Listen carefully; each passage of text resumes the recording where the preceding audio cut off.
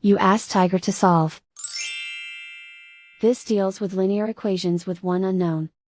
The final result is y equals -9/5. Let's solve it step by step. Simplify the expression. Group like terms. Simplify the arithmetic.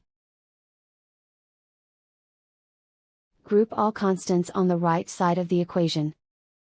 Add 18 to both sides. Simplify the arithmetic.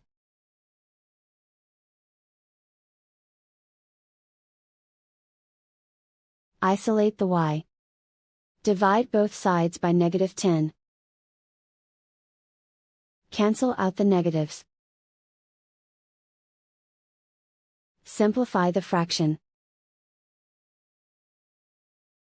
Move the negative sign from the denominator to the numerator.